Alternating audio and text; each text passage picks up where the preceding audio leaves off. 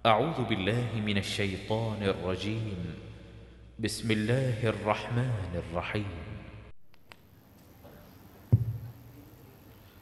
Assalamualaikum warahmatullahi wabarakatuh.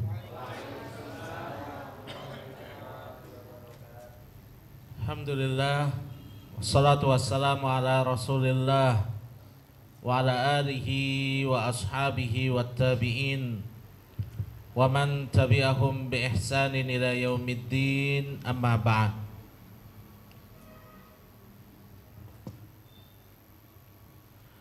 Bapak Ibu sekalian, terlebih dahulu kita panjatkan puji syukur kepada Allah Subhanahu wa taala. Salawat dan salam kita haturkan kepada Rasulullah sallallahu alaihi wasallam, yang mana beliau telah mengungkapkan di dalam hadisnya tentang fadilah menuntut ilmu. Beliau menyatakan, la antaghdua fata'lama ayatan min kitabillah khairun laka min mi'ati raq'ah.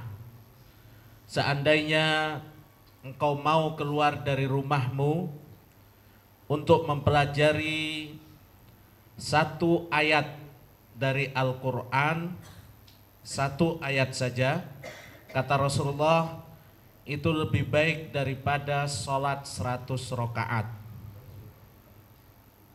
Tapi sholat di sini bukan sholat wajib atau fardu, Bapak Ibu. Jangan sampai nanti sholat maghrib, sholat isya gak mau sholat. Tadi sudah pengajian satu ayat di dapur Volker, saya udah punya tabungan 100 rakaat sholat misalkan. Nah, yang dimaksud di sini adalah sholat sunnah. Jadi kalau ada pilihan antara melaksanakan sholat sunnah dengan menuntut ilmu, maka diutamakan menuntut ilmu. Kadang setelah selesai sholat wajib, kita ingin melaksanakan sholat sunnah. Tiba-tiba ada pembacaan hadis dari Riyadhus Shalihin. Nah, dalam keadaan seperti ini, kita sebaiknya mendengarkan hadis atau ayat tersebut. Setan pun, Bapak Ibu, lebih takut kepada orang yang punya ilmu dibandingkan mereka yang khusyuk beribadah tapi tidak ada ilmunya. Ilmu adalah dasar daripada sempurnanya ibadah seseorang. Kami pernah tahun 2003 membimbing jamaah haji. Sebagian jamaah mereka baru saja belajar agama, sehingga beberapa detail-detail ilmu agama mereka belum tahu. Ada di antara jamaah itu, pada hari pertama kedatangan di kota Mekah, dia menjadi jamaah yang paling giat ibadahnya. Jam 2 malam, yang lain belum bangun, dia sudah berangkat ke Masjidil Haram. Setelah sholat subuh, yang lain sudah selesai sarapan, jamaah ini jam 8 baru datang dari Masjidil Haram. Kawan satu kamarnya heran, ibadahnya kok lama sekali. Mereka pun lalu menanyakan, wahai kawanku, apa yang kamu lakukan dari jam 2 malam sampai jam 8 pagi di Masjidil Haram? Jemaah ini mengatakan, saya dari tadi malam jam 2 sampai tadi jam 8 memanjatkan doa di depan Ka'bah. Karena banyak sekali titipan doa kepada saya. Nah, ini saya yakin Bapak Ibu sekalian, kalau umroh atau haji, semua tetangga, kawan di kantor pada titip doa macam-macam. Kalau kita bukukan bisa jadi buku kumpulan doa titipan haji atau umroh. Nah, jamaah ini dari jam 2 sampai jam 8 pagi membacakan titipan-titipan doa tadi. Hari kedua, sebaliknya, Kawan satu kamarnya sudah menuju ke Masjidil Haram, jamaah ini masih tidur di kamar. Yang lain masih di Masjidil Haram, jamaah ini sudah selesai sarapan. Kawan-kawannya heran lagi, kenapa berubah 100% pada hari kedua? Dia tanya, wahai kawanku, bagaimana ibadah kamu hari ini? Kemarin ibadahnya panjang sekali, orang yang paling giat di antara kami, sementara sekarang engkau orang yang paling sebentar di Masjidil Haram. Apa jawaban jemaah ini? Jemaah ini mengatakan, saya hari ini berdoa kepada Allah dengan penuh kekhusyuan dan saya mengatakan, ya Allah, doaku hari ini sama dengan kemarin. Gak perlu saya ulang lagi. Nah, ini kalau bahasa anak modern sekarang idem. Jadi doanya setiap hari udah sama dengan yang kemarin. Nah, Bapak Ibu sekalian, kenapa ini terjadi? Karena dia tidak punya ilmu tentang bagaimana adab berdoa. Ada jamaah yang lebih simpel lagi. Dia di Multazam, kita ketahui Multazam itu satu tempat yang ada di antara Hajar Aswad dan pintu Ka'bah. Nah, di Multazam itu salah satu tempat mustajab untuk berdoa. Ada seorang jamaah mengangkat tangannya, kemudian di atas tangan itu ada buku kumpulan doa. Jamaah ini lisannya komat kamit, bergerak-gerak, tapi buku doanya tertutup. Kawannya iseng, sama-sama jamaah haji dari satu daerah yang sama. Dia datangi, kemudian dia dekatkan pendengarannya kepada kawannya tadi. Apa kira-kira yang dipanjatkan oleh kawan saya ini? Kawan ini ternyata mengatakan, ya Allah, Engkau maha tahu dengan semua isi buku doa ini. Maka kabulkan ya Allah, gak usah saya baca. Nah, ini karena kurangnya ilmu Bapak Ibu sekalian. Padahal Rasulullah SAW bersabda, ad-du'a'u ibadah. Doa itu adalah ibadah. Kalau hadis yang menyatakan, silahkan Pak Arif. Kalau hadis yang mengatakan ad-du'a mukhul ibadah, atau doa adalah otak dari ibadah, itu hadisnya dhaif. Jadi hadis yang sahih, ad-du'a'u ibadah. Doa itu adalah ibadah. Setiap kalimat yang kita ucapkan maka akan mendatangkan pahala bagi kita. Maka semakin kita memperbanyak kalimat-kalimat di dalam doa, akan semakin tinggi dan semakin banyak pahala yang kita dapatkan. Nah, tadi Bapak Ibu sekalian, kita sudah membaca Al-Quran dan Rasulullah SAW menegaskan bahwasanya tidaklah seseorang atau sekelompok orang berkumpul kecuali dia membaca Al-Quran dan tadarus, kemudian mengkaji isinya, kecuali pasti para malaikat akan mendoakan kita. Semoga majelis kita termasuk ke dalam sabda Rasulullah SAW tadi. Bapak Ibu sekalian, membahas pribadi Rasulullah SAW adalah membahas tentang keutamaan akhlak dan budi pekerti yang luar biasa. Rasulullah SAW, beliau sudah dipersiapkan oleh Allah sejak pertama kali lahir. Beliau lahir dalam keadaan yatim. Kemudian usia beliau baru sekitar 3 tahun, beliau sudah ditinggal oleh ibu beliau. Beliau dilahirkan dalam keadaan yatim.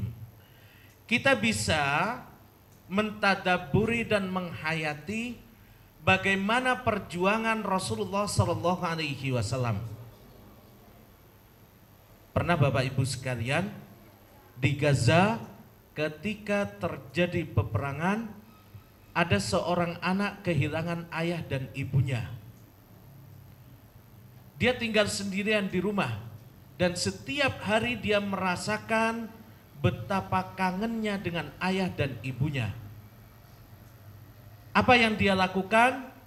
Anak ini kemudian menggambar orang sedang tidur dan dia kasih nama di situ ibuku. Dan dia tidak mau tidur kecuali di samping gambar tersebut. Nah, kita sering kali melupakan nikmat Allah Subhanahu wa ta'ala. Kita sering kali mengingkari nikmat Allah Subhanahu wa ta'ala yang begitu banyak. Sampai Allah berkali-kali di dalam surat Ar-Rahman menanyakan fabi ayyi ala'i rabbikuma tukadziban. Nikmat mana lagi yang akan kau dustakan dari nikmat-nikmat Allah? Kita lahir dengan punya ayah. Kita lahir dengan punya ibu. Ayah dan ibu kita dalam keadaan beriman. Ini nikmat yang sangat luar biasa. Ketika kita mau hari raya, kita tinggal bilang kepada ayah kita, saya pingin baju ini. Ayah, ibu, bagaimana kalau malam ini kita ke mall, kita ke pasar, saya ingin beli baju baru untuk hari raya besok. Kita lupa Bapak Ibu sekalian, betapa banyak anak yang untuk memanggil ayah saja dia nggak tahu kepada siapa.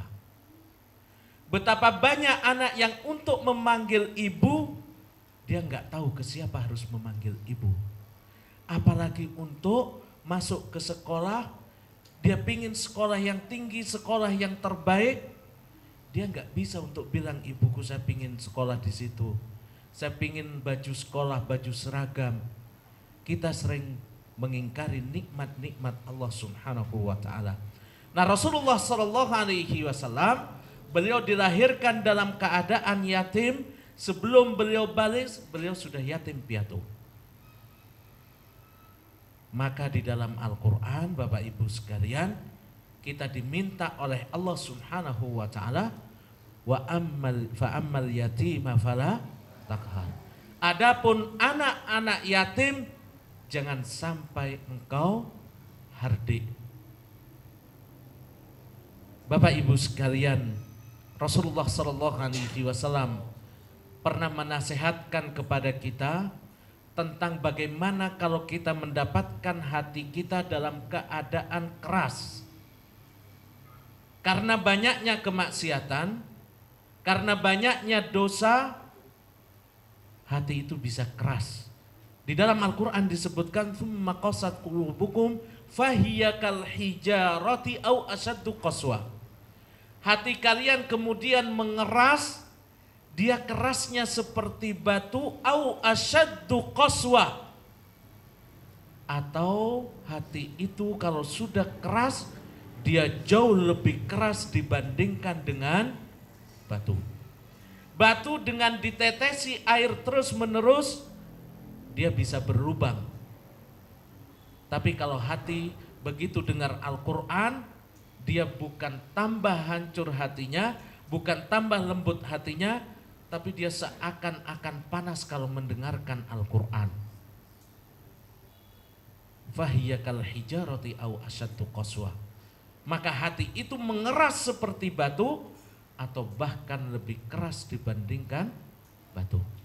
Nah, Rasulullah Shallallahu Alaihi Wasallam menganjurkan kalau kita mendapatkan hati kita keras, maka datanglah kepada anak-anak yatim, kemudian usaplah kepala mereka.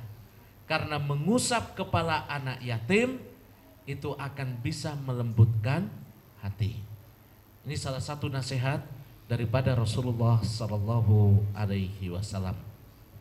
Nah, Bapak Ibu sekalian, Rasulullah Shallallahu Alaihi Wasallam beliau adalah kekasih kita, dan Allah Subhanahu Wa Taala menyatakan wa innaka la'ala khuluqin azim. Wahai Muhammad, sungguh engkau memiliki akhlak dan budi pekerti yang amat agung. Budi pekerti Rasulullah Sallallahu Alaihi Wasallam dikatakan sangat agung karena beliau memiliki banyak sifat-sifat yang mulia. Di antara sifat beliau, Bapak Ibu sekalian, kepada keluarganya beliau sangat sayang dan cinta. Aisyah pernah ditanya, "Wahai Aisyah, kaifa kana khuluqun Nabi sallallahu alaihi wasallam?" Wahai Aisyah, bagaimanakah akhlak dan pribadi Rasulullah itu? Para sahabat ini curiga, jangan-jangan Rasulullah akhlaknya hanya baik di luar rumah, tapi kalau di dalam tidak punya akhlak yang mulia. Dan sahabat tanyanya pada Aisyah, satu-satunya istri Nabi yang dinikahi dalam keadaan gadis. Usia berapa Aisyah dinikahi? Dinikahi usia 6 tahun Bapak Ibu. Aisyah itu dinikahi usia 6 tahun. Nah, satu rumah dengan Nabi pada saat usia 9 tahun. Jadi pernikahannya sendiri ketika Aisyah masih usia 6 tahun. Tapi Bapak Ibu jangan bandingkan dengan zaman kita sekarang. 6 tahun belum masuk SD berarti. Ya. Nah, dulu Bapak Ibu sekalian di kalangan Jazirah Arab, pernikahan di usia seperti itu udah biasa. Dan lingkungan di sana dengan makanan, hawanya, usia 6 tahun berbeda dengan usia 6 tahun di sini. Ya. Nah, Aisyah radhiyallahu anha dinikahi oleh Rasulullah pada usia 6 tahun dan satu rumah setelah usia 9 tahun. Sahabat menanyakan kepada Aisyah, "Wahai Aisyah, bagaimanakah akhlak dan pribadi Rasulullah?" Aisyah menjawab. Kita lihat bagaimana jawaban istri Rasulullah sallallahu alaihi wasallam. Apa kata Aisyah? Beliau menjawab dengan kalimat yang sangat singkat tapi maknanya luar biasa. Aisyah mengatakan, kana khuluquhul Qur'an. Enggak lebih dari 3 kalimat. Aisyah mengatakan kana khuluquhu Al-Quran. Akhlak dan pribadi Rasulullah seperti yang ada di dalam Al-Quran. Beliau adalah Quran yang berjalan. Kami pernah Bapak Ibu tahun 98 waktu haji pertama bimbing para jamaah haji naik ke Gua Hira. Ya, Gua Hira di atas Jabal Nur atau Bukit Nur, cukup tinggi. Kami berangkat sekitar jam 2 malam dari Mekah, kemudian naik dan sholat subuh di atas. Sambil jalan sudah mulai kelihatan capek jemaah ini, karena sebagian sudah 50 tahun, sebagian sudah kena asam urat, ya, sebagian sudah kena rematik. Begitu jalan sebentar berhenti, jalan sebentar berhenti. Ada kawan-kawan cerita, coba kita renungkan katanya. Rasulullah itu setiap bulan Ramadan selalu tinggal di Gua Hira. Setiap 3 hari istrinya yaitu Khadijah radhiyallahu anha dari Mekah mengirim Rasulullah naik turun Jabal Nur ke Gua Hira. Setiap 3 hari bawa makanan dan minuman.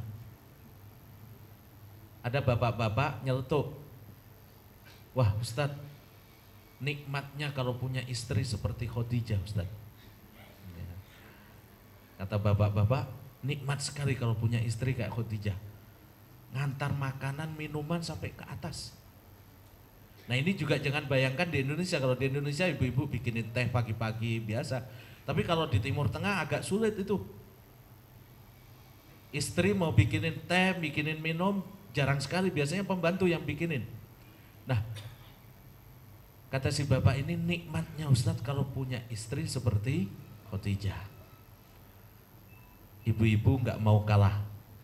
Ibu-ibu jawab, "Ustadz, saya siap seperti Khadijah. Setiap 3 hari naik turun Gua Hira.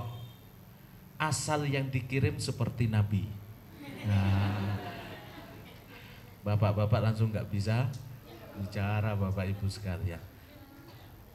Nah di sini kita bisa lihat kenapa Aisyah itu sampai bisa menjawab akhlaknya Rasulullah seperti yang ada di dalam Quran. Bapak Ibu kita di kantor, mungkin bawahan kita kalau ditanya bagaimana akhlaknya Bapak, semuanya bisa bilang wah bagus. Tapi kalau tanya yang di rumah belum tentu Bapak Ibu. Nah Rasulullah, Aisyah mengatakan kana khuluquhul Quran. Bagaimana Rasulullah Shallallahu Alaihi Wasallam?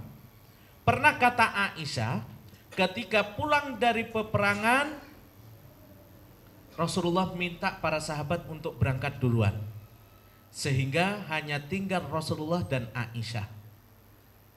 Lalu Rasulullah mengatakan, wahai Aisyah, ayo kita lomba lari. Jadi Rasulullah juga suka lomba lari, maraton Bapak Ibu. Ya. Kata Aisyah, waktu itu saya masih muda, belum gemuk. Fasabaqtuhu, maka saya kalahkan Rasulullah. Setelah saya lupa tentang cerita ini, sudah beberapa tahun, pulang dari peperangan juga Rasulullah melakukan hal yang sama. Pasukan perang suruh jalan duluan, sehingga hanya tinggal kami berdua. Rasulullah mengatakan, wahai Aisyah, ayo kita lomba lari. Kata Aisyah, saya sudah mulai tua, saya sudah mulai gemuk, maka Rasulullah mengalahkan aku. Kata Rasulullah, ini balasan dari kekalahan saya pertama dulu.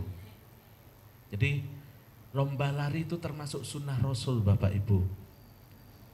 Jakarta kena banjir, mobil nggak bisa, sepeda motor nggak bisa, sekali-kali amalkan sunnah Nabi. Pagi-pagi atau sore-sore di Cempaka Putih lomba lari Bapak dan Ibu. Ketemu tetangga ditanya, kenapa lomba lari? Sunnah Nabi. Nah, tapi Bapak jangan menang terus, sekali-kali ibu-ibunya yang dimenangkan biar gembira. Nah Rasulullah Shallallahu Alaihi Wasallam, kata Aisyah, beliau pernah mengajak saya lomba lari. Padahal ini setelah pulang dari peperangan, capek sekali, habis mempertaruhkan nyawa. Maka kata Aisyah, Rasulullah Shallallahu Alaihi Wasallam, kalau beliau mau menjadi imam, mau ke masjid, qabbala ba'dha nisaihi, beliau terlebih dahulu mencium istrinya. Nah, ngimami itu adalah tugas utama Rasulullah Shallallahu Alaihi Wasallam. Ketika beliau akan berangkat kerja pun, beliau masih menyempatkan diri untuk menghibur keluarganya. Di Madinah dulu, orang-orang Yahudi banyak sekali. Ada 3 kabilah atau suku terbesar Yahudi di Madinah. Nah, kebiasaan orang Yahudi di ajaran agama mereka, kalau istrinya sedang dalam keadaan haid atau datang bulan, mereka tidak mau satu kamar, mereka tidak mau makan bareng, bahkan berbicara pun mereka larang. Kita bisa lihat bagaimana ajaran itu. Apa yang dilakukan oleh Rasulullah, kata Aisyah, pernah kami makan bersama Rasulullah Sallallahu Alaihi Wasallam. Saya dalam keadaan haid, kemudian saya minum air dari gelas. Kemudian saya letakkan gelas itu. Tiba-tiba Rasulullah mengambil gelas itu, beliau mencari tempat di mana saya meletakkan bibir saya. Dan Rasulullah minum dari tempat saya meletakkan bibir saya. Padahal kebudayaan orang Yahudi yang banyak mengisi kota Madinah saat itu, kalau wanita sedang dalam keadaan haid, dia tidak boleh diajak berbicara apalagi sampai makan bareng. Rasulullah menghilangkan itu, maka pantas kalau Allah mengatakan wa innaka la'ala khuluqin adzim. Wahai Muhammad, sungguh engkau memiliki akhlak yang amat tinggi. Nah, Rasulullah Shallallahu Alaihi Wasallam dikatakan juga oleh Aisyah radhiyallahu anha, pernah beliau pulang dari sholat subuh, sampai di rumah Aisyah, Rasulullah tanya, wahai Aisyah, ada sarapan apa pagi ini? Aisyah mengatakan, ya Rasulullah, di rumah kita nggak ada sarapan sama sekali. Coba Bapak Ibu sekalian, orang yang terbaik di sisi Allah, nggak ada makanan sekali beliau miliki. Aisyah mengatakan, ya Rasulullah, nggak ada makanan. Apa jawaban Rasulullah? Apa beliau kemudian banting gelas atau piring? Beliau mengatakan, idzan ana shaimun. Wahai Aisyah, kalau begitu maka saya akan berpuasa. Pada kesempatan yang lain, siang hari beliau hendak makan, tanya lauk kepada Aisyah. Wahai Aisyah, lauk apa yang ada pada siang ini? Kata Aisyah, ya Rasulullah, hanya ada lauk cuka. Apa Bapak Ibu? Lauknya cuka yang asam. Kalau kita bukan lauk itu. Ya. Apa kata Rasulullah? Rasulullah mengatakan, nikmal udumil khul. Nikmal udumil khul. Lauk yang terenak, terlezat adalah cuka. Nih perlu sekali-kali ibu-ibu kalau bapak tanya makan siang atau makan malam, Pak lauknya cuma ada cuka Pak. Kira-kira gimana tanggapan bapak-bapak itu? Masya Allah, akhlak tingginya pribadi Rasulullah Sallallahu Alaihi Wasallam. Padahal beliau khalifah, beliau nabi, beliau pemimpin negara. Lalu Bapak Ibu sekalian, pernah sekali waktu Aisyah itu cemburu. Rasulullah pulang terlambat karena ada urusan orang-orang yang beriman yang harus beliau selesaikan. Begitu ngetok pintu, ternyata pintu itu ditutup oleh Aisyah. Bapak Ibu bisa bayangkan, bapak pulang kerja lagi capek, ngetok pintu nggak dibukain pintu. Nyarikan rizki untuk istri, untuk anak, bahkan sering mengorbankan keselamatan, capek-capek pulang ke rumah nggak dibukain pintu.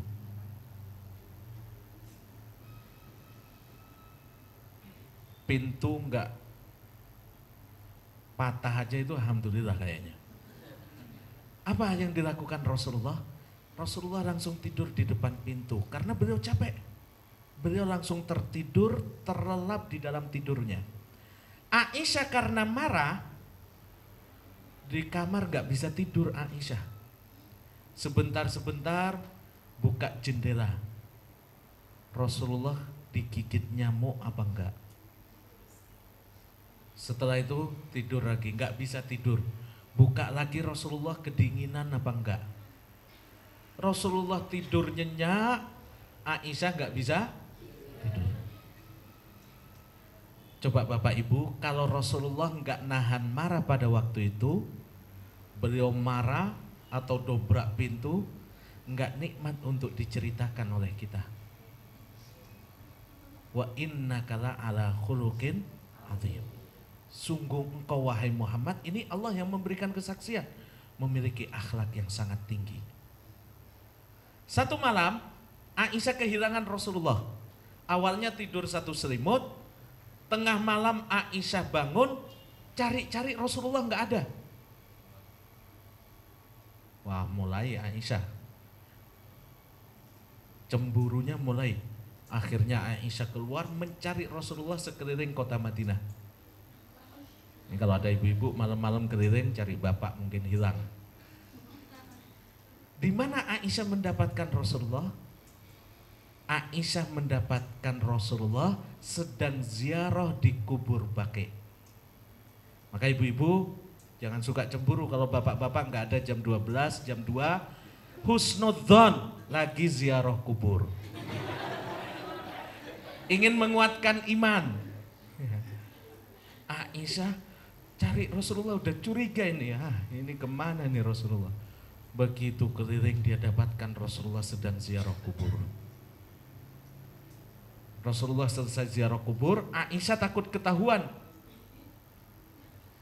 Lari cepat-cepat Aisyah ke rumahnya, masuk ke rumahnya, ambil selimut, tidur. Rasulullah masuk. Orang habis lari kan nafasnya tersengal-sengal. Nah, ditanya oleh Rasulullah, wahai Aisyah, setan kamu yang mana yang telah datang kepadamu? Ini tengah malam Bapak Ibu sekalian. Maka Rasulullah setiap sepertiga malam beliau sering sekali ziarah ke makam Baqi. Beliau mengatakan, kuntu nahaitukum an ziyaratil qubur fazuruha fa innaha tudzakkirukumul maut. Dulu saya melarang kalian untuk ziarah kubur, dan sekarang saya perintahkan kalian untuk ziarah kubur. Kenapa? Fa innaha tudzakkirukumul maut. Karena ziarah kubur itu akan mengingatkan kalian pada kematian. Nah, kita dapatkan kalau di Baqi itu makam itu ditinggikannya cuma 1 jengkal. Ya. Kemudian cuma dikasih nisan, dan inilah sunnah Rasulullah Shallallahu Alaihi Wasallam agar kalau kita ziarah bisa mengingatkan kita kepada kematian. Ya. Jangan kuburan itu dihias malah jadi tempat rekreasi Bapak Ibu sekalian. Tujuan utama dari ziarah kubur adalah fa innaha tudzakkirukum al-maut. Karena ziarah kubur akan mengingatkan kalian kepada kematian. Di malam yang lain Aisyah juga pernah kehilangan Rasulullah. Lalu beliau cari karena gelap. Ternyata Aisyah mendapatkan Rasulullah Sallallahu Alaihi Wasallam sedang dalam keadaan sholat. Sejak saat itu Aisyah mengatakan, ya Rasulullah, saya percaya 100% kepadamu. 2 kali curiga, 2 kali cemburu. Pertama dapat lagi ziarah kubur, kedua lagi sholat tahajud. Insya Allah bapak-bapak yang hadir ini seperti itu semua.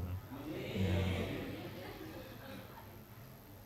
Nah, Bapak Ibu sekalian, Rasulullah Shallallahu Alaihi Wasallam beliau mengatakan, khairukum imanan khairukum li ahli. Orang yang paling baik di antara kalian adalah yang paling baik kepada keluarganya.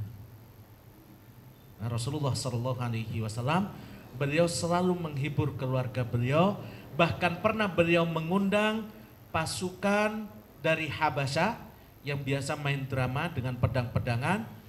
Di mana mereka melakukan itu? Mereka lakukan di dalam Masjid Nabawi.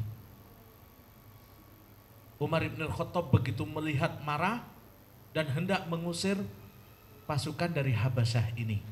Tapi kata Rasulullah, biarkan wahai Umar, karena saya sedang menghibur Aisyah radhiyallahu anha. Kata Aisyah, waktu itu saya berdiri di depan pintu, kemudian Rasulullah meletakkan tangannya di daun pintu, dan saya meletakkan daguku di atas tangan Rasulullah Sallallahu Alaihi Wasallam. Beliau tidak pernah mengatakan sudah cukup Aisyah apa belum, tapi kata Aisyah, sampai saya sendiri yang mengatakan ya Rasulullah sudah cukup. Jadi dulu sudah ada nonton bareng Bapak Ibu, tapi bukan di Biskop 21 ya. Nah, Rasulullah Shallallahu Alaihi Wasallam beliau sudah biasa menghibur istri beliau, terutama Aisyah radhiyallahu anha. Beliau juga dikatakan, wa innaka la ala khuluqin azim, sungguh engkau wahai Muhammad berada dalam akhlak dan budi pekerti yang tinggi. Enggak ada seorang tuan, seorang majikan yang jauh lebih baik daripada Rasulullah Sallallahu Alaihi Wasallam. Kita akan kaji bagaimana hadis Anas ibnu Malik radhiyallahu anhu. Dan saya yakin sampai sekarang Bapak Ibu, terutama para kepala negara, para presiden, para raja, gak mungkin ada yang bisa menandingi Rasulullah di dalam memperlakukan pembantunya. Anas ibnu Malik, beliau 10 tahun menjadi pembantu Rasulullah. Ketika menjadi pembantu, usia Anas baru 10 tahun. Rasulullah meninggal, Anas ibnu Malik usianya masih 20 tahun. Bapak-bapak dan ibu-ibu terutama bisa membayangkan punya pembantu masih usia 10 tahun. Mesti salahnya lebih banyak daripada benernya. Kita minta beli bawang merah, datangnya bawang putih. Anas ibnu Malik 10 tahun jadi pembantu. Apa kata Anas? Khadimtu Rasulullah sallallahu alaihi wasallam 10 sanawatin fama qala li uffin qattun. Saya menjadi pembantu Rasulullah selama 10 tahun. Beliau belum pernah sekalipun mengatakan kepadaku. 10 tahun Bapak Ibu. Bukan memarahi loh. Cuma mengatakan saja. Itu enggak pernah. Ini akhlak yang luar biasa tingginya. Sekarang Bapak Ibu sekalian, pembantu baru sehari, nya sudah bisa 10 kali, 20 kali. Anas mengatakan 10 tahun. Dan beliau enggak pernah mengatakan, pada apa yang tidak saya kerjakan wahai Anas, kenapa kamu enggak kerjakan ini? Atau pada apa yang aku kerjakan, kenapa engkau mengerjakan ini? 10 tahun beliau enggak pernah menghardik Anas sama sekali. Bapak Ibu sekalian, kita kadang lepas kontrol, kita tidak bisa mengontrol emosi kita, kata-kata kita, terutama pada orang-orang lemah di sekitar kita, khususnya kepada pembantu yang ada di rumah. Bapak Ibu, pernahkah kita membayangkan musibah yang menimpa kita, sakit yang menimpa kita, cobaan yang menimpa kita, istri kita atau anak-anak kita, tidakkah kita pernah membayangkan mungkin itu doa dari pembantu kita yang kita zalimi? Rasulullah Shallallahu Alaihi Wasallam mengatakan, dakwatul mazlum mustajab. Doa orang yang terzalimi itu mustajab sekali. Kita mungkin menganggap lebih kaya, lebih mampu, lebih kuat daripada para pembantu kita. Tapi kita lupa mungkin doa mereka lebih mustajab di hadapan Allah dibandingkan kita. Ketika kita nyenyak dalam tidur kita nggak tahu mungkin jam 2, jam 3 pembantu kita, dia bangun ambil wudu, menghampar sajadahnya, dia mencucurkan air mata karena teringat akan kata-kata kasar yang kita keluarkan pada dia. Dia mungkin tidak mengadu, dia mungkin tidak mendoakan jelek bagi kita, tapi Allah dan para malaikat menyaksikan bagaimana sakitnya hati pembantu kita. Dan mungkin satu saat di tengah kegelapan malam, ketika Allah berjanji akan datang ke langit bumi, Allah berjanji tidak ada seorang pun yang berdoa kecuali pasti doanya akan dikabulkan. Kita terlelap dalam tidur kita, pembantu kita mengadukan perbuatan buruk kita, kata-kata kasar kita kepada Allah Subhanahu wa ta'ala. Dia mungkin tahajudnya lebih kuat daripada kita, duhanya mungkin lebih istiqomah dibandingkan kita. Ketika kata-kata kasar keluar menyakiti hatinya, dia bangun di tengah malam mengangkat tangannya mengadu kepada Allah, gak ada tabir yang bisa menolak doanya dia. Maka Rasulullah Shallallahu Alaihi Wasallam ketika beliau akan meninggal, nasihat beliau hanya 2 Bapak Ibu sekalian. Nasihat Rasulullah Shallallahu Alaihi Wasallam, beliau sudah dalam keadaan sakaratul maut, dalam keadaan berat, berjuang antara hidup dengan mati, sampai putri beliau Fatimah radhiyallahu anha mengatakan, saya begitu sakit melihat penderitaan Rasulullah. Beliau meletakkan kepalanya di pangkuan Aisyah radhiyallahu anha, ketika beliau minta air untuk siwak, air itu ikut panas karena panasnya badan Rasulullah Sallallahu Alaihi Wasallam. Fatimah tidak mampu menahan perasaannya melihat baginda Rasulullah Sallallahu Alaihi Wasallam dalam keadaan menderita seperti itu. Tapi Rasulullah Sallallahu Alaihi Wasallam mengatakan, ini adalah penderitaanku terakhir, wahai Fatimah. Fatimah ketika dibisiki Rasulullah akan segera meninggal, beliau menangis. Setelah itu beliau tertawa. Kemudian ditanya oleh para sahabat, kenapa kamu menangis kemudian tertawa? Fatimah mengatakan, karena Rasulullah mengatakan beliau akan segera meninggal maka aku menangis. Kemudian beliau mengatakan, keluargaku yang pertama kali akan menyusulku adalah Fatimah, maka aku tertawa tersenyum karena ingin segera bertemu dengan Rasulullah Sallallahu Alaihi Wasallam. Tidak hanya manusia Bapak Ibu sekalian, Rasulullah pernah, beliau ketika khutbah sebelum dibikinkan menara atau mimbar, beliau khutbah dengan nyandar ke pelepah dari kurma. Beliau sambil khutbah, terutama khutbah Jumat, beliau nyandar di pelepah kurma, pohon kurma. Setelah dibikinkan mimbar untuk beliau, beliau tinggalkan mimbar itu. Beliau tinggalkan kurma itu, lalu beliau naik ke atas mimbar. Saat beliau sedang khutbah, semua orang yang hadir di Masjid Nabawi mendengar rintihan dan suara tangisan dari pohon kurma tadi. Pohon kurma itu menangis, kenapa Rasulullah meninggalkan aku? Kita sendiri seringkali meninggalkan sunnah Rasulullah Sallallahu Alaihi Wasallam. Pelepah kurma saja, pohon kurma saja ingin bersama Rasulullah terus.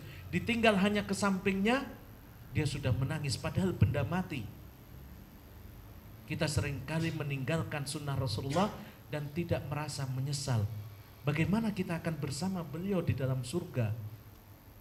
Lalu Rasulullah turun mengusap pohon kurma ini dan menghiburnya. Tidakkah engkau mau untuk bersamaku di dalam surga kelak? Baru dia terdiam dan tidak menangis lagi. Inilah syafaat Rasulullah yang kita harapkan. Bagaimana bisa bersama beliau di dalam surga? Kata Rasulullah Sallallahu Alaihi Wasallam, Inna aqrabakum minni majlisan yaumal qiyamah wa ahabbakum ilayya ahasinukum khuluqa. Orang yang paling aku cintai di antara kalian di hari kiamat nanti dan duduknya paling dekat denganku. Mau Bapak Ibu duduk paling dekat dengan Rasul? Tidak hanya masuk surga tapi duduknya paling dekat dengan Rasulullah. Apa kata Rasulullah? Beliau tidak mengatakan yang paling banyak sholatnya. Beliau tidak mengatakan yang paling banyak puasanya. Beliau enggak mengatakan yang paling banyak zakatnya. Beliau mengatakan ahasinukum khuluqa. Orang yang paling baik akhlak dan budi pekertinya. Itu yang akan paling tinggi. Maka beliau mengatakan di dalam hadis lain, ada seorang mukmin, dia mendapatkan derajat orang yang puasa setiap hari enggak pernah berbuka. Seperti orang yang sholat malam enggak pernah tidur. Karena apa? Bihusni khuluqihi, karena akhlak dan budi pekertinya. Maka kita harus hati-hati, seringkali setan ingin menghabiskan pahala-pahala kita dengan akhlak yang tidak baik. Kita susah payah berinfak sedekah, tapi lalu kita ikuti dengan kata-kata. Dan itu seringkali ujian dari orang yang kita kasih. Udah kita kasih, sudah kita ini, malah dia yang menusuk kita. Setan ingin agar kita menjadi kawan dia, bukan kawan Nabi di surga. Setan ingin kita mendampingi setan di dalam neraka. Maka selalu setan ingin menggoda kita dari orang yang kita sering berbuat baik kepada dia. Di dalam Al-Quran dijelaskan, la tubtilu sadaqatikum bil manni wal adha. Jangan kamu batalkan, hilangkan pahala amalmu, sedekahmu dengan kata-kata. Qaulun ma'rufun khairun min sadaqatin yatba'uha adha. qaulun ma'ruf wa maghfiratun khairun min shadaqatin yatba'uha adha. Kata-kata yang baik dan memaafkan kadang pasti itu lebih baik daripada sedekah yang diikuti oleh kata-kata yang tidak baik atau menyakitkan. Nah, Rasulullah Shallallahu Alaihi Wasallam, Bapak Ibu sekalian, beliau menganjurkan kepada kita untuk memiliki akhlak dan budi pekerti yang baik. Pernah seorang sahabat datang kepada beliau, kemudian mengatakan, ya Rasulullah, urifatim ra'atun indana bikathrati salatiha wa siyamiha. Ya Rasulullah, ada seseorang di kampung kami, di komunitas kami, yang terkenal sholatnya banyak, bikathrati salatiha, sholatnya banyak sekali, wa siyamiha, dan begitu juga puasanya banyak. Walakinnaha tu'ti jironaha. Tapi kalau dia berbicara, itu sering menusuk hati tetangganya. Apa kata Rasulullah? Hiya finnar. Orang itu akan masuk ke dalam api neraka. Padahal sholatnya banyak, puasanya banyak, tapi malah masuk ke dalam api neraka. Karena kata-kata yang diucapkan kepada tetangganya. Sebaliknya kata sahabat, ya Rasulullah, ada seseorang di tempat kami, dia nggak terkenal dengan banyak sholatnya, banyak puasanya, tapi kalau berbicara Masya Allah, selalu menggembirakan kawan-kawannya, menggembirakan tetangganya. Apa kata Rasulullah? Hiya fil jannah. Dia akan masuk ke dalam surga Allah Subhanahu wa ta'ala. Nah, ini Bapak Ibu sekalian, maka Allah Subhanahu wa ta'ala selalu menyebutkan di dalam Al-Quran, wa innaka la'ala khuluqin azim. Sungguh engkau wahai Muhammad memiliki akhlak dan budi pekerti yang amat tinggi. Baik Bapak Ibu sekalian, mungkin kita buka pertanyaan biar interaktif, bisa lebih hidup. Baik Ustadz, nah ini yang aku para pecinta Rasul nih, barangkali ini rujukan dari Ustadz bagus sekali. Silahkan mau ada yang bertanya tentang adab etika Rasul dalam banyak hal, silahkan. Ya, satu, silakan langsung. Pak Ustadz, Assalamualaikum warahmatullahi wabarakatuh. Saya mau tanya tuh Pak Ustadz, ada nggak literatur Nabi itu bagaimana cara dia ke Gua Hiro duduknya bagaimana? Tata caranya gila, dia tahiyatnya bagaimana gitu. Tolong dijelaskan satu. Kedua begini, cara tidur dia bagaimana gitu, cara tidurnya Rasul, cara dia di Gua Hiro waktu dia semedi, istilahnya zikir bagaimana cara tata keramanya duduknya lah. Satu. Kedua, kalau apa perbedaan akal manusia dengan jin, itu aja yang saya tanyakan. Langsung atau mau dikumpulin Ustaz? Baik. Bismillahirrahmanirrahim. Assalamualaikum warahmatullahi wabarakatuh. Yang saya tanyakan gini, kita kan dalam memperingati atau maulidnya Nabi ini begitu hingar-bingar, dan kita ini di Indonesia kayaknya sangat inilah gitu ya untuk memperingati maulid Nabi, tapi tidak diiringi dengan mencontoh akhlak Rasulullah, sehingga yang kita saksikan dekansi moral, akhlak yang ini itu nggak ini dengan peringatan ini tidak diharapkan akhlak Rasulullah itu diimplementasikan dalam kehidupan sehari-hari. Gimana nih Ustaz dalam ini fenomena yang seperti ini? Assalamualaikum warahmatullahi wabarakatuh. Satu lagi sebelum dijawab Ustaz.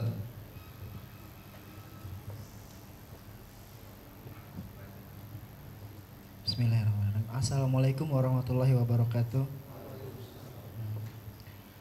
Saya pernah membaca hadis Arba'in, kumpulan 40 hadis yang sahih. yang pernah saya baca, man ro'a minkum munkaron fal yughayir biyadihi fa iza la yastati fa bilisani. Dan selanjutnya itu saya kurang tahu yang artinya barang siapa yang melihat kemungkaran hendaknya mencegah dengan tangan, dan apabila dia tidak mampu mencegah dengan lisan, dan apabila jika tidak mampu juga dengan hati.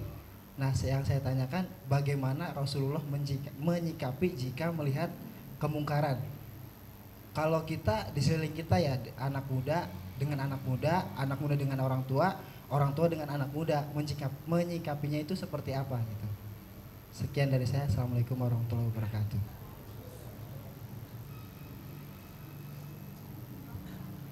Terima kasih. Baik, untuk pertanyaan pertama tentang keadaan Rasulullah Shallallahu Alaihi Wasallam di Gua Hira, yaitu ketika orang-orang Quraisy, Bapak Ibu, melakukan ibadah di sekitar Ka'bah dengan menyembah berhala, dan mereka dikatakan jahiliyah itu bukan karena nggak pinter loh Bapak Ibu ya. Orang Quraisy itu berdagang, mereka paling ulung. Maka turun ayat li'ila fi Quraisy ila fihim rihlatas syita'i was-sayf.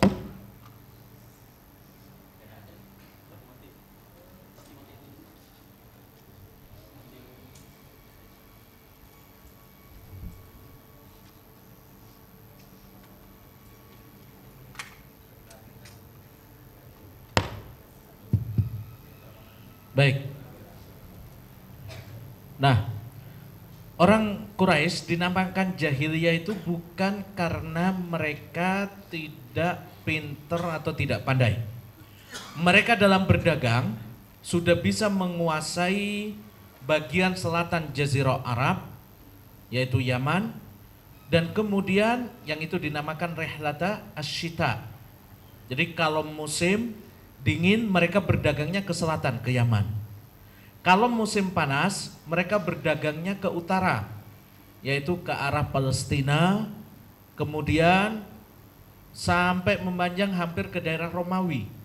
Jadi mereka sudah hampir menguasai perdagangan sampai ke daerah Eropa.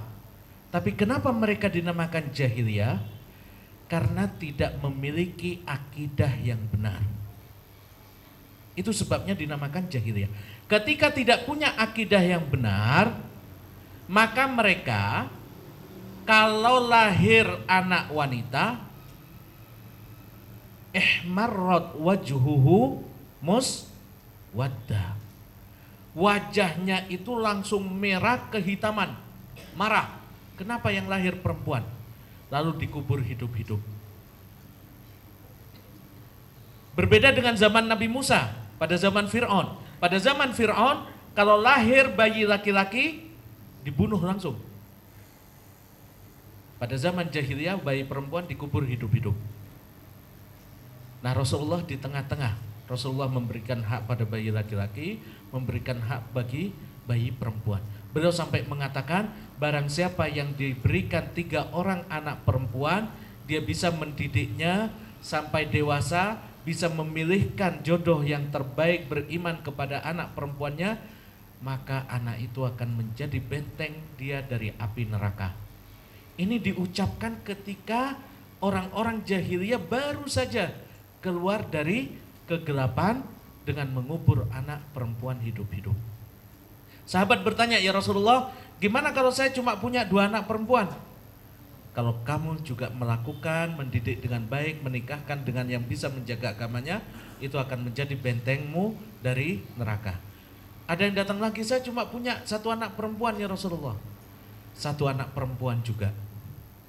Begitu sayangnya Rasulullah kepada umatnya. Maka Umar ibn Khattab, beliau seringkali menangis tanpa sebab setelah masuk Islam. Ditanya oleh sahabat yang lain, kenapa? Kami teringat akan kebodohan kami waktu zaman jahiliyah mengubur hidup-hidup bayi perempuan. Kadang Umar ibn Khattab tersenyum, tertawa tanpa sebab. Ketika ditanya, kenapa wahai Omar? Saya teringat dulu waktu zaman jahiliyah, kami biasa bikin Tuhan kami dari kue.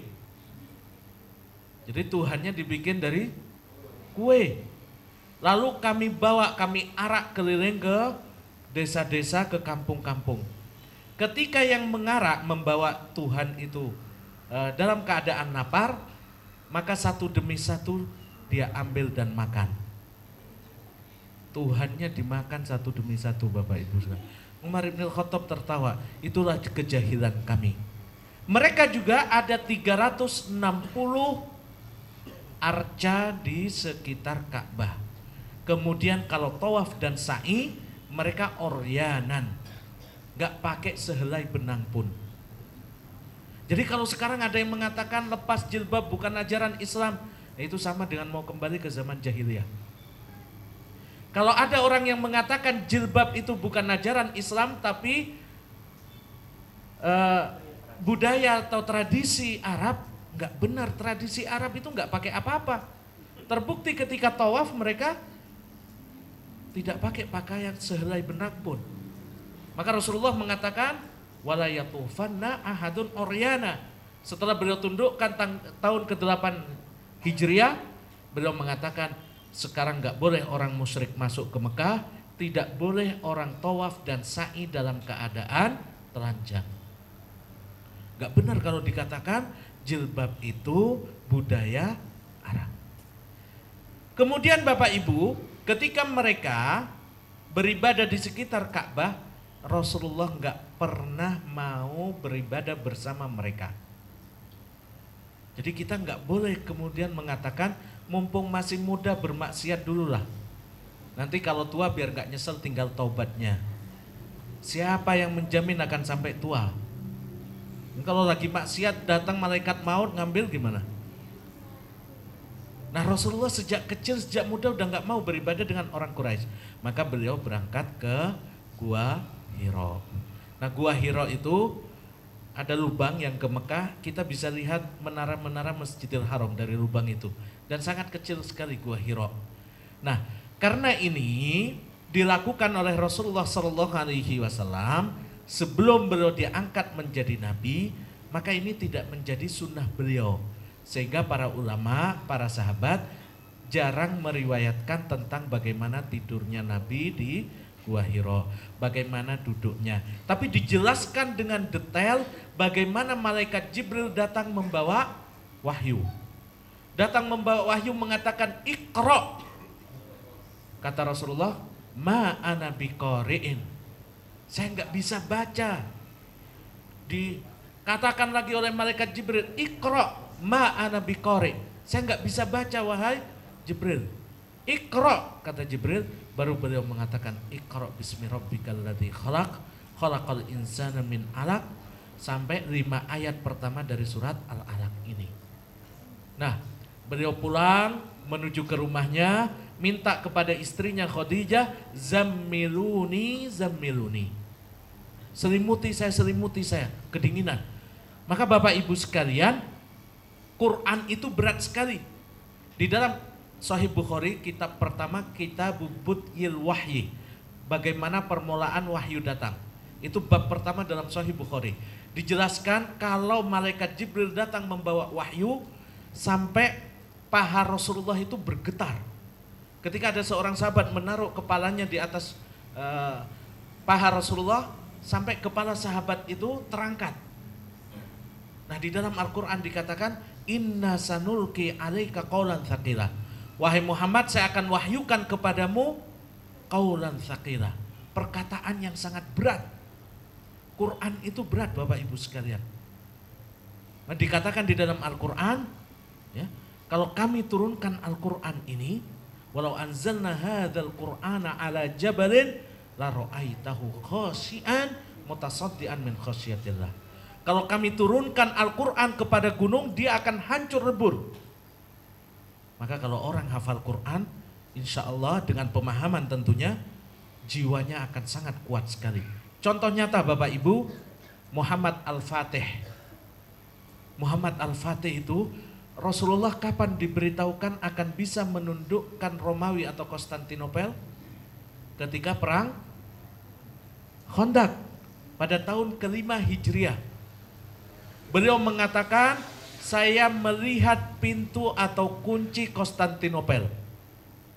Konstantinopel akan ditundukkan oleh umat Islam, fala ni'mal amiru amiruhum. Pemimpin terbaik adalah pemimpin yang bisa membuka Konstantinopel, menundukkan.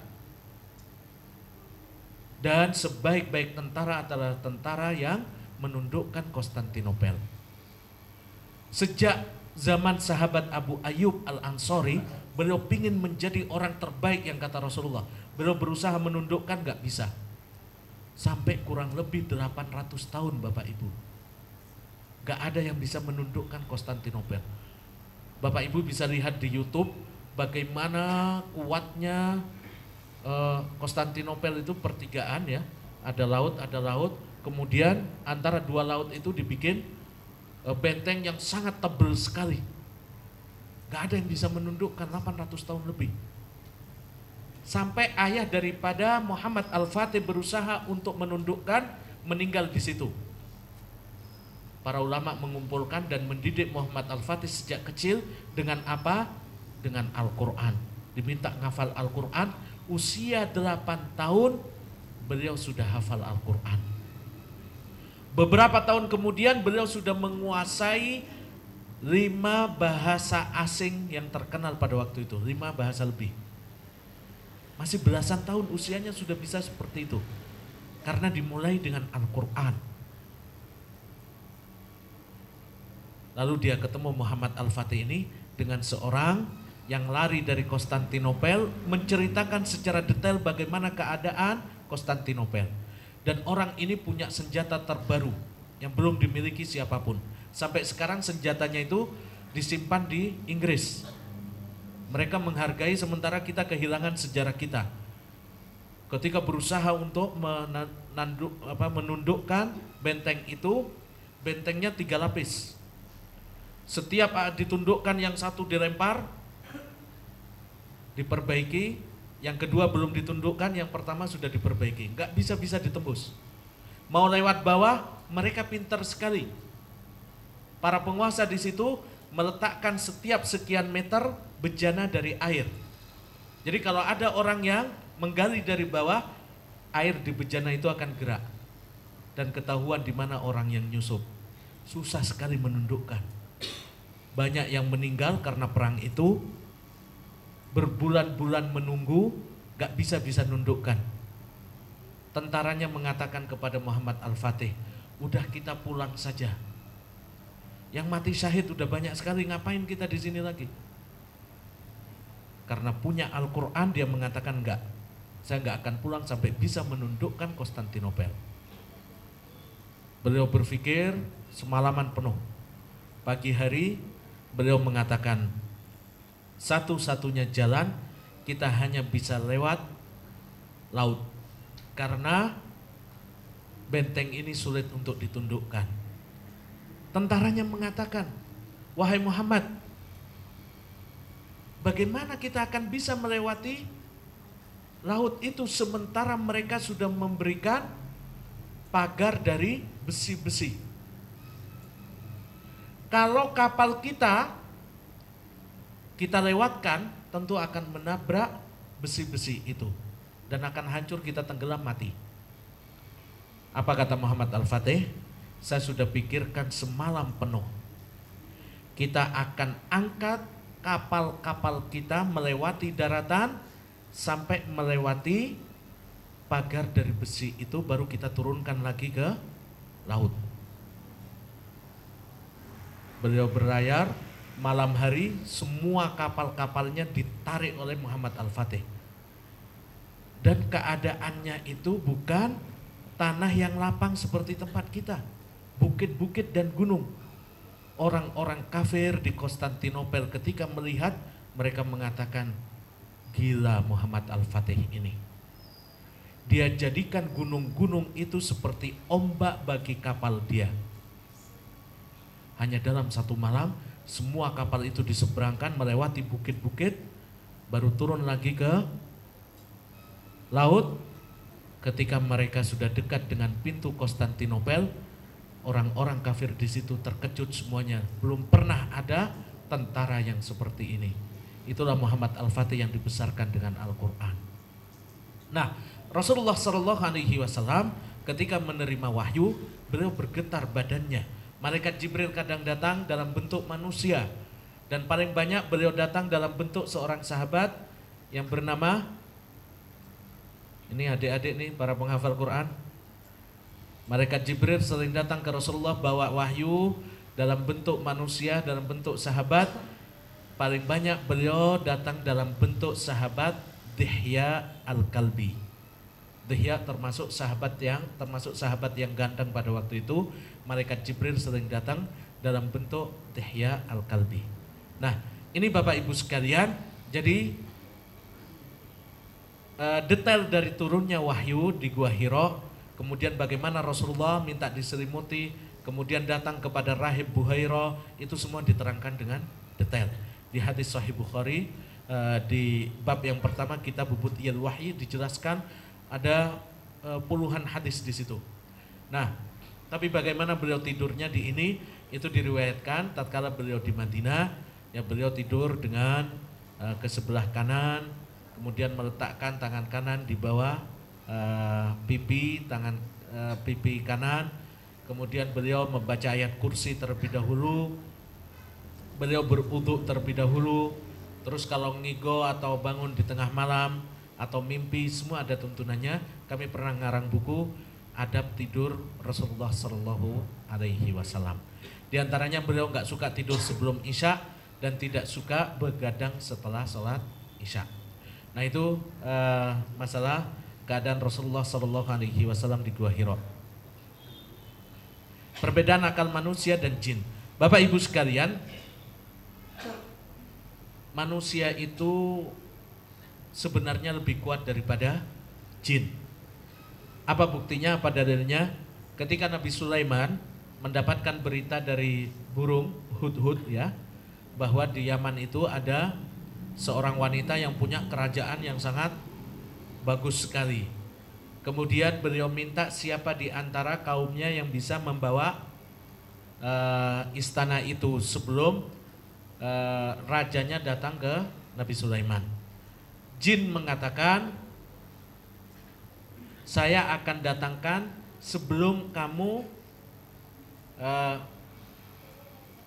pindah dari tempat dudukmu, sebelum kamu berdiri dari kursimu. Kemudian orang yang alim pada waktu itu mengatakan, saya akan pindahkan istananya sebelum kamu mengedipkan matamu. Jadi jauh lebih cepat. Nah berarti kuat manusia apa jin? Kuat manusia. Jin masih butuh, Nabi Sulaiman bisa berjam-jam duduk baru berdiri. Tapi kalau ngedipkan mata, hampir tiap menit atau enggak ada kita ngedipkan mata. Nah manusia yang alim pada waktu itu bisa mendatangkan sebelum Nabi Sulaiman mengedipkan matanya. Kelemahan kita Bapak Ibu dibanding jin, jin bisa melihat kita, sementara kita enggak bisa melihat jin secara khusus.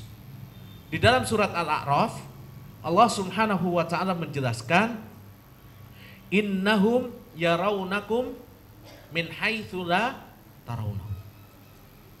Dia, jin itu melihat kalian sementara kalian gak bisa melihat dia. Nah itu kelebihan jin. Ya.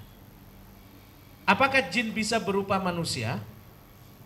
Khilaf di antara para ulama. Ada yang mengatakan gak bisa dalam bentuk manusia atau bisa kita lihat. Karena tadi ayat innahu yarakum huwa wa qabiluhu min haitsu la tarawnahum. Sesungguhnya dia jin dan kelompoknya bisa melihat kalian sementara kalian gak bisa melihat mereka. Tapi banyak hadis lain yang mengatakan jin bisa dilihat. Apa dalilnya? Ketika kafir Quraisy berkumpul di Darun Nadwah di Mekah, ingin melepaskan Rasulullah dari kota Mekah, mereka anggap ingin melepaskan gangguan Nabi Muhammad dari Mekah. Mereka kumpul di Darun Nadwah, ada yang mengusulkan kita penjara saja Muhammad. Lalu ada kakek dari daerah Najd Selatan yang nggak dikenal oleh penduduk Mekah. Kakek ini mengatakan, jangan dipenjarakan. Kalau Muhammad dipenjarakan, Tuhannya akan melepaskan dia. Lalu ada yang lain mengatakan, kalau begitu kita usir ke tempat yang baru. Biar mereka yang menanggung gangguan Muhammad dan kita lepas dari gangguannya, menurut kafir Quraisy. Kakek ini berdiri lagi mengatakan, jangan kalian usir. Kalau dia pindah ke tempat yang baru, kita bisa lihat juga bagaimana indahnya akhlak Rasulullah. Kata musuh-musuhnya ini, dengan keindahan budi pekerti Muhammad, dia akan bisa membentuk komunitas baru, kemudian menundukkan kota Mekah. Lalu Abu Jahal mengusulkan, kalau begitu kita bunuh saja. Kakek ini menyetujui. Nah, Rasulullah mengatakan, kakek itu adalah jin atau iblis yang menampakkan dirinya dalam bentuk manusia. Ya. Kemudian Bapak Ibu sekalian, hadis yang sahih, hadis Abu Hurairah radhiyallahu anhu, ketika beliau mengumpulkan zakat fitrah pada malam 3 hari sebelum hari raya. Dikumpulkan malam pertama ada yang mencuri, ditangkap oleh Abu Hurairah. Dia minta maaf, keluarga saya lagi kelaparan, butuh makanan, maka lepaskan saya. Dilepaskan oleh Abu Hurairah. Keesokan malamnya datang lagi, mencuri lagi. Ketangkap oleh Abu Hurairah, dia minta maaf, berjanji nggak akan mengulangi lagi. Kemudian keesokan malamnya mengulangi lagi. Ditangkap lagi oleh Abu Hurairah, sekarang nggak ada maaf. Saya akan bawa kamu ke Rasulullah. Dia mengatakan, jangan wahai Abu Hurairah, saya akan ajarkan kepada kamu kalimat yang kalau kamu baca sebelum tidur, maka kamu akan dijauhkan dari gangguan iblis dan setan. Bacalah ayat kursi. Besoknya ketemu dengan Rasulullah. Rasulullah mengatakan, laqad shadaqa wa huwa kadzub. Yang tadi malam yang ngajarkan ayat kursi kepadamu wahai Abu Hurairah, dia jujur, benar. Bacalah ayat kursi karena setan gak akan bisa mengganggu kamu. Nah ini kalau pingin gak kemasukan jin, terutama waktu tidur, jangan lupa baca ayat kursi sebelum tidur. Nah, wa huwa kadzub, padahal dia pendusta. Rasulullah tanya, Rasulullah tanya ke Abu Hurairah, tahukah kamu siapa dia? Abu Hurairah mengatakan, gak tahu ya Rasulullah. Dia adalah jin atau setan yang menampakkan dirinya dalam bentuk manusia. Jadi berdasarkan hadis-hadis ini, jin itu bisa kelihatan oleh manusia. Nah, pertanyaannya, apakah pocong itu benar atau tidak? Nah, ini di TV kita apa namanya? Ada acara itu, Pak? Bukan Uyaku ya, bukan. Yang makhluk-makhluk halus disyuting di apa? Nah, dunia lain. Ya, dunia lain apa dunia gaib lah. Terserah penamaannya apa. Nah, apakah ada pocong yang seperti itu? Bapak Ibu sekalian, akidah Ahlus Sunnah wal Jamaah, tidak ada arwah manusia yang bergentayangan di muka bumi ini. Maka di dalam Al-Quran pilihannya hanya 2, la fi illiyin atau fi sijjin. Jadi ketika seorang manusia meninggal, maka rohnya akan dibawa oleh malaikat. Tidak melewati satu penduduk langit kecuali dia menanyakan, roh siapakah ini yang begitu harum? Semoga kita termasuk ke dalamnya. Dia dicabut dengan penuh kasih sayang oleh Allah, ukhruji ila rahmatin min rabbik. Ya, keluarlah dari badanmu kepada rahmat kasih sayang, dengan penuh sangat halus sekali. Dibawa, dia disebut dengan nama terbaik yang pernah dia dipanggil di muka bumi. Lalu diketoklah pintu langit, kemudian diserahkan oleh para malaikat kepada Allah Subhanahu wa taala. Maka rohnya diletakkan fi sijjin, yaitu langit ketujuh bagi orang-orang beriman. Tapi sebaliknya, bagi mereka yang kafir atau banyak maksiat, naudzubillahi min dzalik, semoga Allah menjauhkan kita. Nah, dikatakan sejak akan dicabut rohnya, malaikat dengan penuh keras mengatakan, ukhruji ila ghadabin min rabbiki. Keluarlah engkau kepada murka Tuhanmu. Maka Bapak Ibu sekalian, di dalam Al-Quran kita dapatkan wan nazi'ati gharqa. Apa artinya nazi'at? Allah bersumpah demi malaikat yang mencabut roh dengan sangat keras. Ukhruji ila ghadabin min rabbik, naudzubillah. Keluarlah kepada murka Tuhanmu. Maka dia tidak melewati salah satu penduduk dari langit, kecuali penduduk langit para nabi menanyakan, siapakah yang punya roh yang busuk ini? Lalu disebutkanlah dengan nama terburuk yang pernah dipanggil di muka bumi ini. Ketika diketuk pintu langit, Allah gak mau membukakan pintu langit, maka dia dicampakkan ke bumi yang paling dalam. Itu yang dinamakan dengan sijjin. Jadi nggak ada namanya roh bergentayangan ya. Kami lihat di Jogja dulu sekitar tahun 97 atau 2000, ada beberapa rumah di pintu masuknya itu udah ada stiker, rumah ini bebas dari hantu. Stikernya tim pemburu hantu. Wah, antar hantu dilarang saling berburu Bapak Ibu ya. Nah, kita diminta untuk baca surat Al-Baqarah, dan itu adalah jin, bukan roh orang yang bergentayangan ya. Nah, jadi Bapak Ibu sekalian, itulah beda antara manusia dan jin. Ya, Bapak Ibu sekalian, kita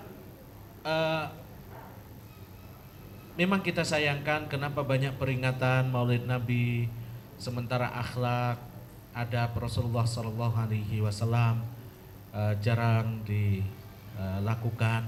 Bapak Ibu sekalian,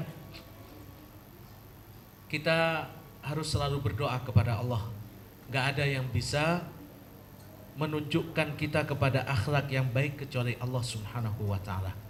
Maka ketika kita bercermin, ada doa yang diajarkan oleh Rasulullah, Allahumma hassin khuluqi kama hassanta khulqi. Ya Allah, perbaikilah akhlakku sebagaimana Engkau telah memperbaiki parasku atau wajahku. Nah, kita dianjurkan oleh Rasulullah untuk meminta kepada Allah dengan husnul khuluq. Ya. Nah, Bapak Ibu sekalian, husnul khuluq di sini artinya akhlak yang baik. Ya. Karena ada mbak-mbak yang doa, Allahumma atin husnul khuluq. Ya Allah, berikanlah saya husnul khuluq. Ternyata husnul khuluq nama orang. Nah, Bapak Ibu sekalian, kita yang bisa memberikan nikmat akhlak itu hanya Allah Subhanahu wa ta'ala.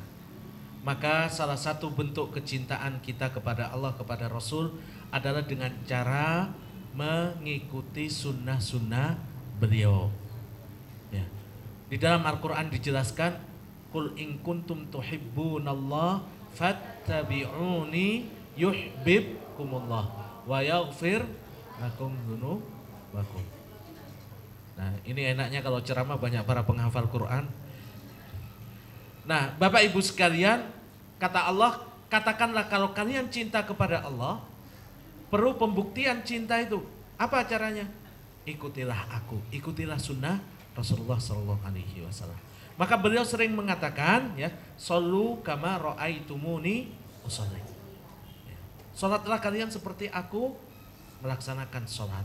Kemudian ketika haji dan umroh, khudhu anni manasikakum. Ambillah dariku tata cara kalian tawaf, sa'i dan wukuf. Tata cara ibadah haji ikuti dariku.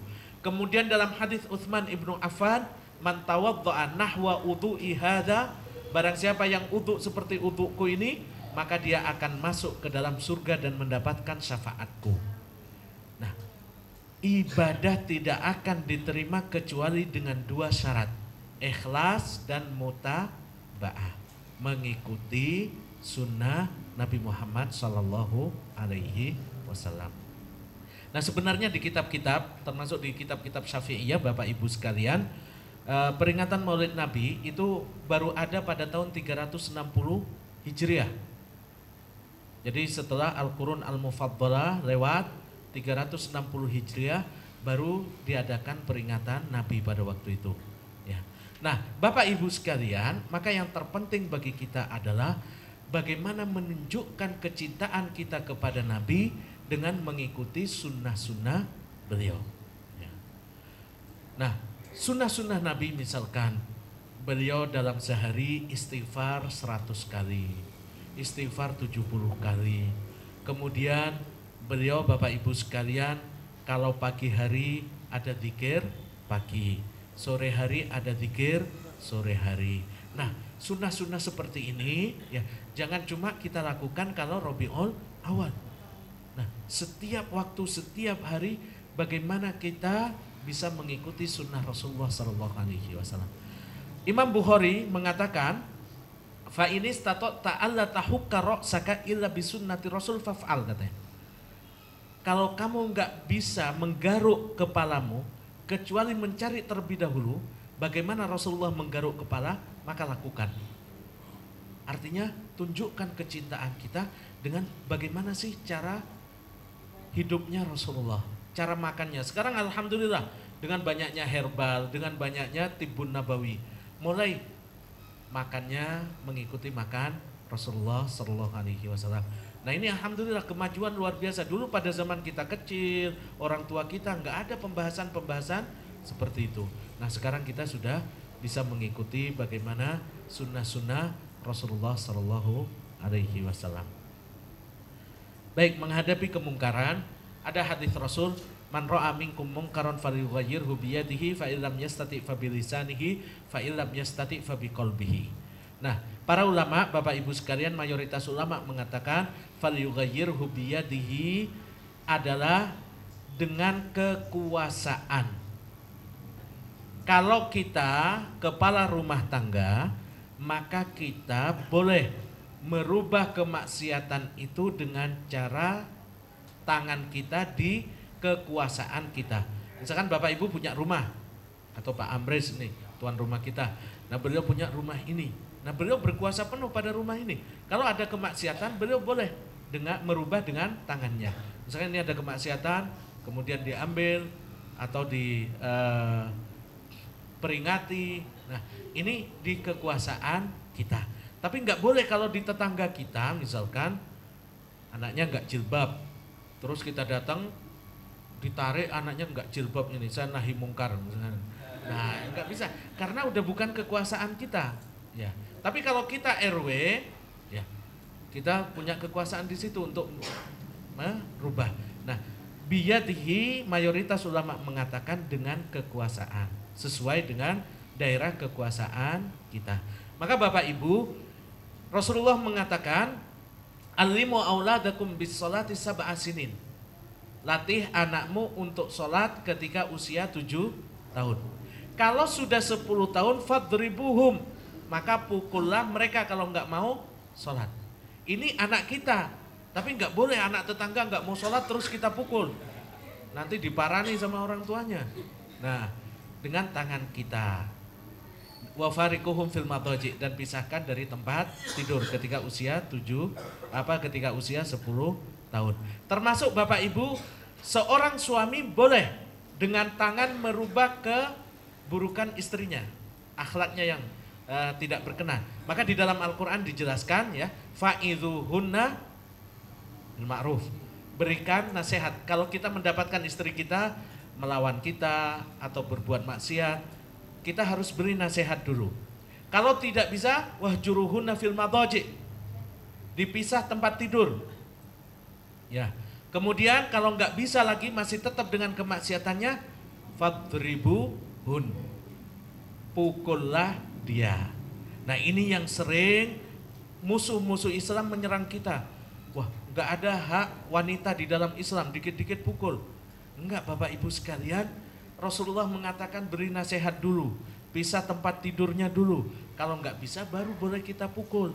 Pukul pun nggak seperti Mike Tyson mukul ya lawan-lawannya, enggak.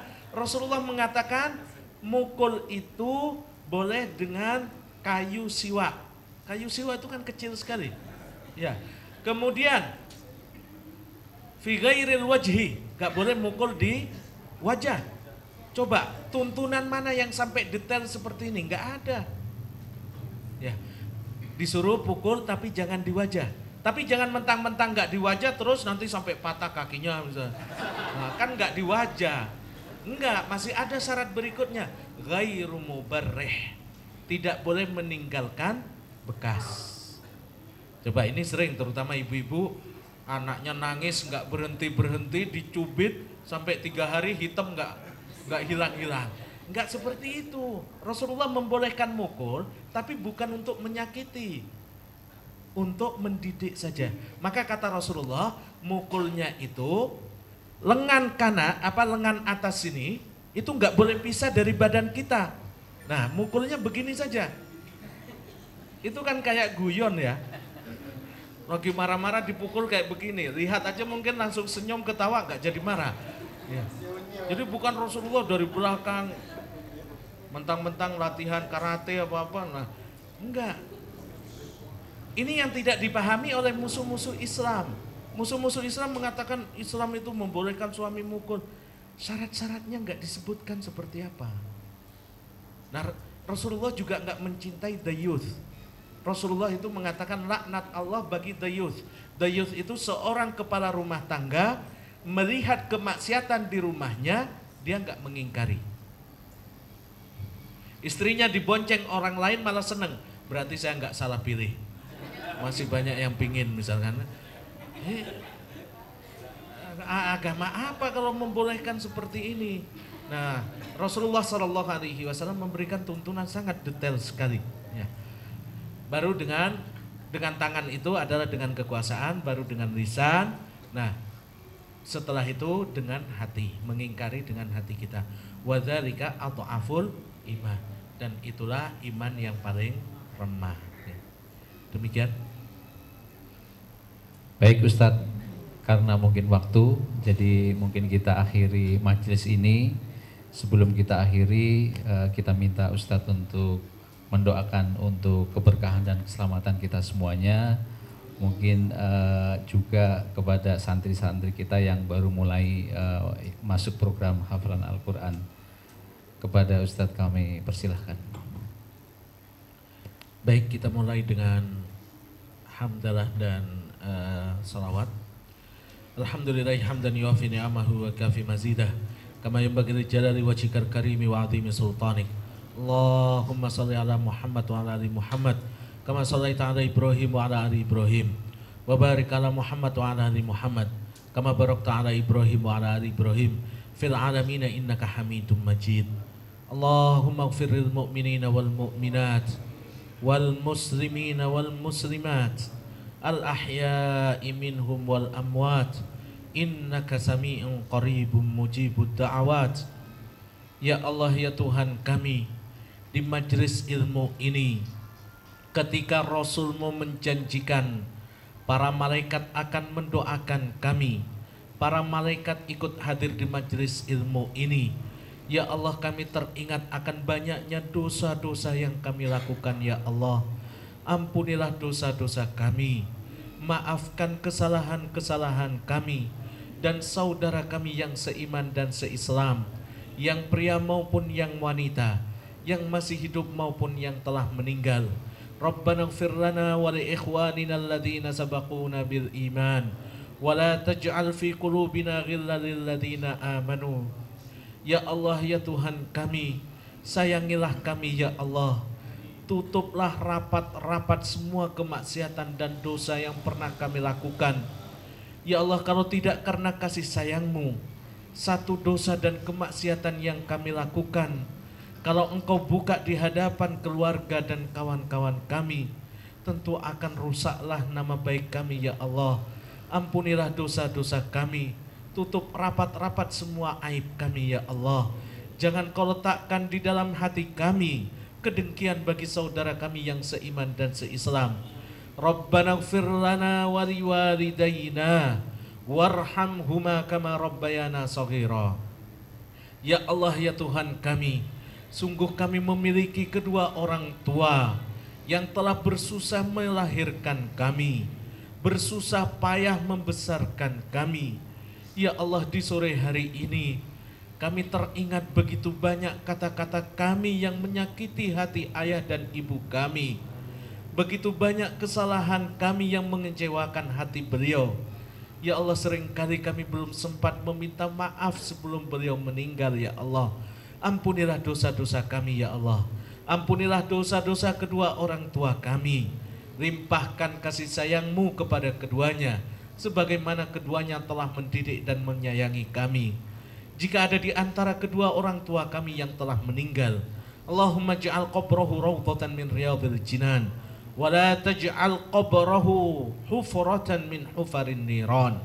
Ya Allah, jadikanlah kuburan ayah dan ibu kami sebagai salah satu taman dari taman-taman surgamu.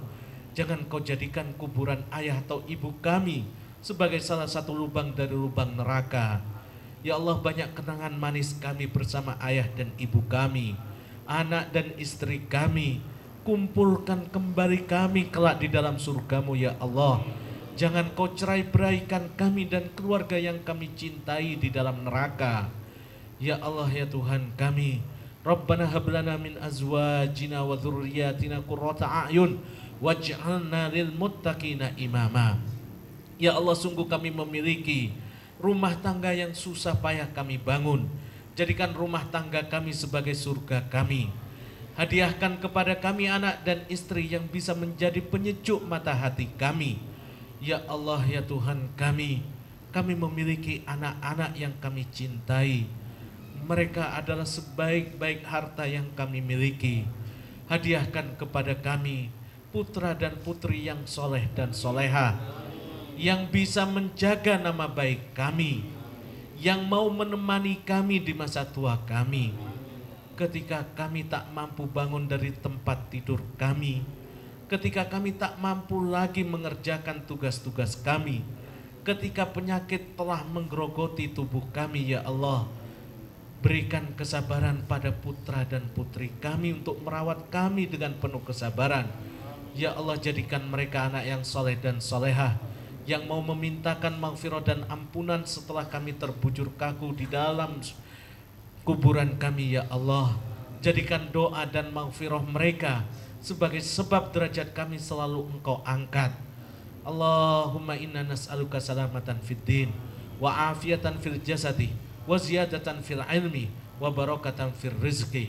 Ya Allah, kami memohon kepadamu keselamatan pada agama kami, kesehatan pada jasmani kami. Ya Allah, Allahumma rabban nas adhibil ba'sa isfi anta syafi la shifa'a illa shifa'uk shifa'an la yughadiru bihi saqama. Ya Allah, Engkau zat yang menguasai manusia, Engkau zat yang maha penyembuh. Sembuhkan semua penyakit yang ada di dalam diri kami. Sembuhkan semua saudara kami yang sekarang ada di rumah sakit. Ya Allah, saudara kami yang sakit, berikan kesembuhan dengan kesembuhan yang tidak diikuti lagi oleh rasa sakit. Ya Allah, berikan kepada kami ilmu yang bermanfaat. Mudahkan kami untuk menghafal ayat-ayat-Mu. Jadikan kami keluarga Al-Quran, keluarga Al-Quran yang merupakan keluarga-Mu. Ya Allah, berikan kemudahan bagi kami untuk menghafal Al-Quran, mentadabburi dan merenungi makna-maknanya, dan kami bisa mengamalkannya. Jadikan Al-Quran sebagai pemberi syafaat bagi kami di akhirat kelak. Ya Allah ya Tuhan kami, cukupkan kami dengan rizki yang halal. Berkahilah rizki kami, jauhkan kami dari yang haram. Allahumma kfini bihalalika an haramik. Allahumma kfini bihalalika an haramik. Ya Allah, cukupkan kami dengan yang halal, jauhkan dari yang haram. Ya Allah, kami lebih mampu untuk menahan rasa lapar dibandingkan harus dibakar di dalam api neraka. Ya Allah, hamba-Mu yang banyak melakukan dosa ini, bukakan pintu taubat-Mu sebelum Kau mencabut nyawa kami. Ya Allah ya Tuhan kami, jangan Kau cabut nyawa kami tatkala kami lagi bermaksiat. Ya Allah, beri kami kesempatan untuk bertaubat.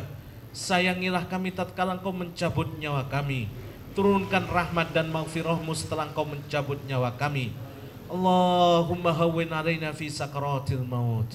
Allahumma hawwin alaina fi sakaratil maut. Ya Allah, kami sering kali mendampingi keluarga kami di akhir hidupnya. Begitu berat menghadapi sakratul maut. Ya Allah, kami yakin giliran kami akan datang. Ya Allah, mudahkan kami tatkala menghadapi sakratul maut. Mudahkan kami menghadapi sakratul maut. turunkan maaf-Mu ketika Engkau menghisab kami, jauhkan kami dan keluarga yang kami cintai dari api neraka.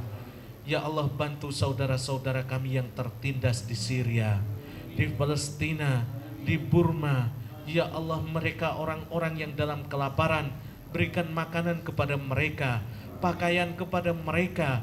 Ya Allah, mereka adalah saudara-saudara kami. Ya Allah, bantulah semua saudara kami yang berjuang di jalan-Mu dimanapun mereka berada. Rabbana atina fid dunya hasanah wa fil akhirati hasanah wa qina adzabannar.